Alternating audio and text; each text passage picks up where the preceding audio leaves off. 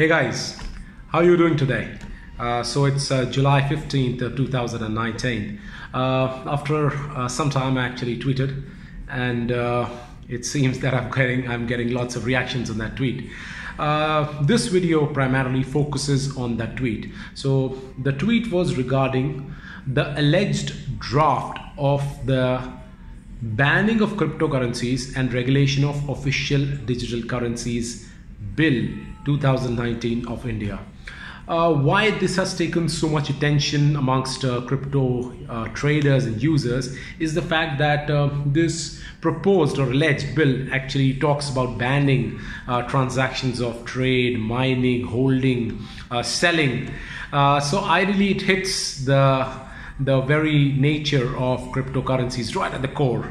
So the question here is that what are my thoughts about it, and what can be done in this situation, and how should we react to this news.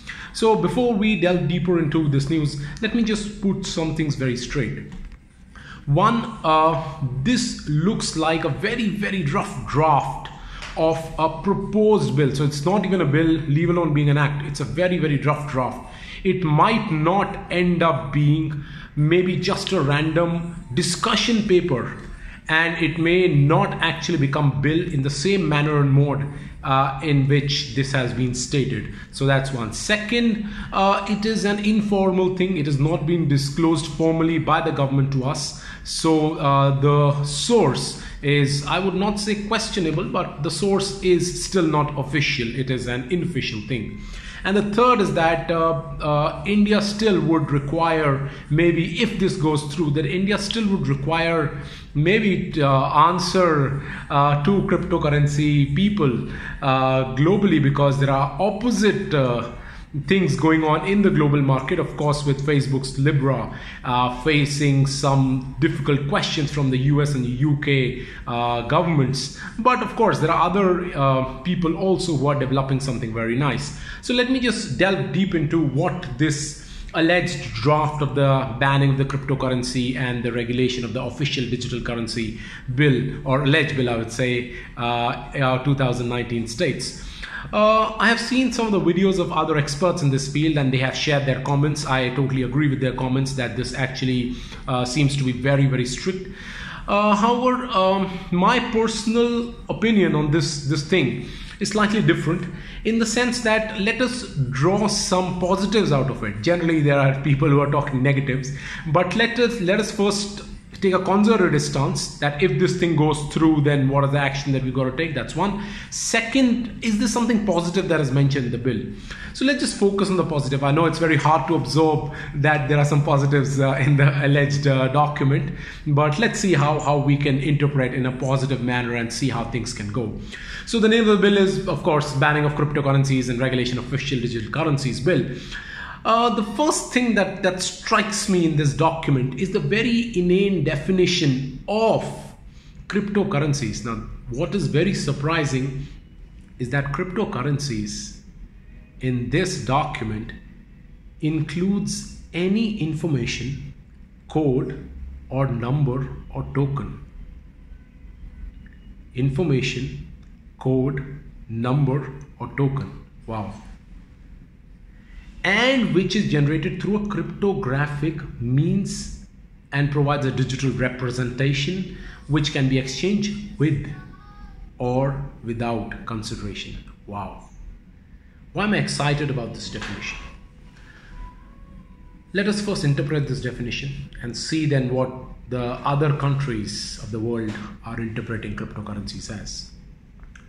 Now, this simply means that any information which is in cryptographic form, and whether it is traded or transacted between two people with or without consideration, would actually be deemed or can be deemed to be a cryptocurrency. Now, this is very surprising. Why? Because, say for example, if I'm here in Delhi and I remit or transfer some information to a friend, say in Mumbai, and that information, in a joking manner only, is in a manner which is cryptographically stated. Something like, it rained in Delhi today. So maybe I can call up my friend and say, hey, the clouds are crying in Delhi. What does that mean? What does that notion mean? Clouds are crying in Delhi means indirectly it is raining in Delhi. However, since this is cryptographically stated, which me and my other friend in Mumbai would be able to understand. Let's presume others are not able to understand this statement. Then it is an information which is cryptographically stated and which may or may not be stated in certain monetary consideration. And of course, it with promise or representations of having an inherent value in business. So of course, so maybe my friend was planning to travel from Mumbai to Delhi, and based on this cryptographic message that is stated, he decided to cancel his travel, and which may involve risk of loss or expectation of profit. So obviously he was coming from Mumbai to Delhi to make some business transaction. He stopped based on this information. Or it functions as a store of value. Ideally speaking, this small statement casually stated an information or a code or a number can now be interpreted as cryptocurrency. Wow. Now this makes any and every information, with or without consideration, a very debatable thing as long as it is cryptographically stated. I don't think that the notion of the government was to stop cryptographic messages, information and codes. Why? Because it forms inane part of our private conversations. If that is to be banned, then this act or proposed document, alleged bill, will have repercussions which may be very serious. I don't think so that the Indian government would ideally want to have this interpretation of cryptocurrencies. Let me just skip over and see what other nations are stating cryptocurrencies as. Have they mentioned terms like information, codes, numbers? No. World Economic Forum stated that cryptocurrencies, if I can just pick up that definition of World Economic Forum, it simply states that the definition, or it states in one of the documents which is available on vforum.org, and it says that cryptocurrency is a cryptographic methodology of transacting, assisting in financial tradings. It does not mention information. Are we saying that every cryptographic information, code, message, number can be interpreted in light of cryptocurrency, other notion currency? And we know that the government in past, whatever little official correspondences that they have done, they have never stated cryptocurrency. We don't expect Indian government to come up stating that cryptocurrencies are legal tender. We don't expect that. But at least a definition of crypto assets should have been mentioned in this draft, which is not there. That's one.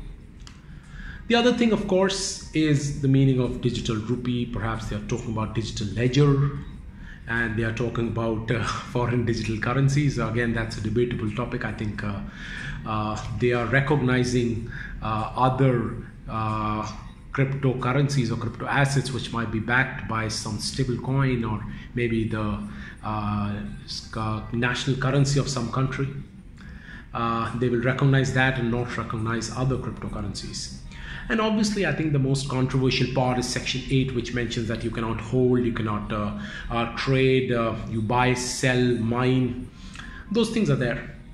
And of course, it also mentions Section 9, which Bloomberg Quint actually stated, but it was only a small screenshot of the full document, and of course mentioned 10 years terms. But again, talking from a positive perspective, amongst other offenses and other culpable offenses that it states and the penalties that are there, what one clause that really stuck me was that it is still allowing cryptocurrencies to be used for the purposes of research. It mentions that you can actually conduct researches in the field of cryptocurrency. What is very interesting is that, say for example, if there is a college professor who does conduct some trades and creates maybe a new coin for purely research purposes, maybe get registration under the Income Tax Act for scientific research, gets a certificate as well, generates certain coins. What happens to those coins? Will he sell it? Will he be allowed to sell it? Who are the people who will purchase and procure those coins? What happens to those people who purchase and procure those coins who are Indians? Now, the positive from here is that Indian government still wants to see what happens if we allow some research in this field. Is this the first step towards sandboxing this? How about we approaching, say, Indian Institute of Technology, maybe incubating a small cryptocurrency project there and see how it goes under the regulations of the Indian government. It is true that there have been scams in the past, and it is true that, say, access to public money through cryptocurrencies and ICO is a very scary term. So access to public money should not come without public responsibility, which is correct.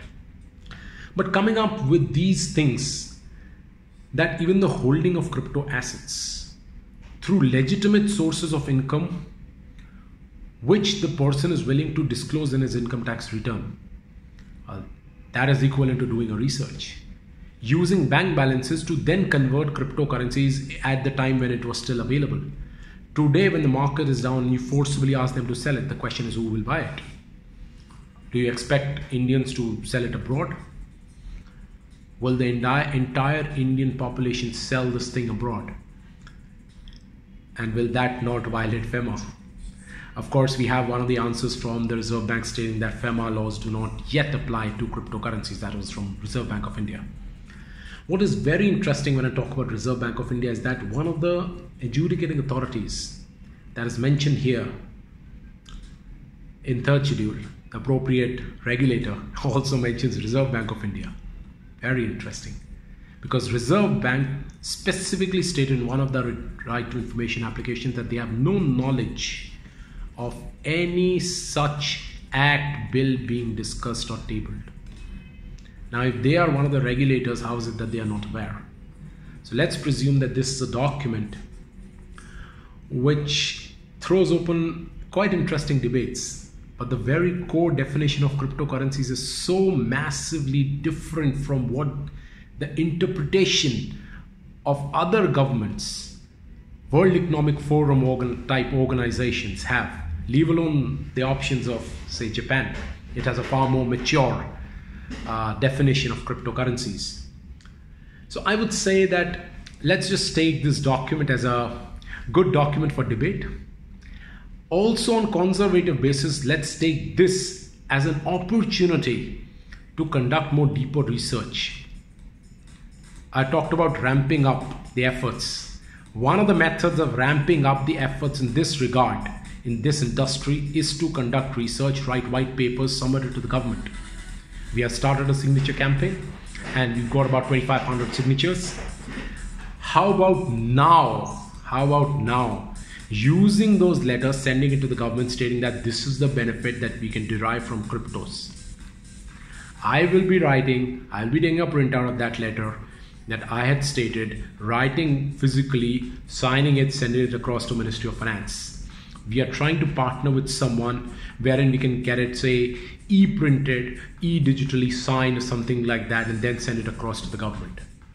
In case you have any other options available, any other methodologies wherein we can use technology and send it across to the government, we want to send maybe 2,500 signatures and letters to the government. Through inboxes, there's someone was suggesting that you can actually get a service wherein you can take a printout and they will courier that document to the government. That is what is needed. And research, well, I was very excited when I saw that you can actually, even if this becomes an act, you can actually allow research-based cryptocurrency projects to exist in India. That's a wonderful, if that happens, that's a very wonderful opportunity for us to call all the projects as experimental research-based projects. What's wrong in that? Because the entire industry currently is still in research phase. It is too early to call it a mature technology. Also, it does not mention anything about blockchains. So I think it would be incomplete to say that cryptocurrencies without blockchains or blockchains without cryptocurrencies would actually exist. I would still reserve my final thoughts on this thing about this entire act becoming, this entire alleged document becoming a bill and then becoming an act. Final answer. What should I do if I still hold certain cryptos? I would say, well, hodl, keep holding it. No, nothing stops you to trade it. However, always exercise due diligence and precaution. What we can do is that perhaps on a conservative basis, we can use this document as an opportunity for us to ramp up our efforts to maybe call it a research project. Call every project that you're doing in cryptocurrencies as a research project. And then it is perfectly fine, even if it becomes a bill later on. And we'll try to talk to the government and see what their comments are about these so-called research projects on cryptos and what happens when you generate cryptos out of these research projects. So those are my thoughts. We'll try to come up with maybe some more details about what this document is. It's a 16-page, 18-page document.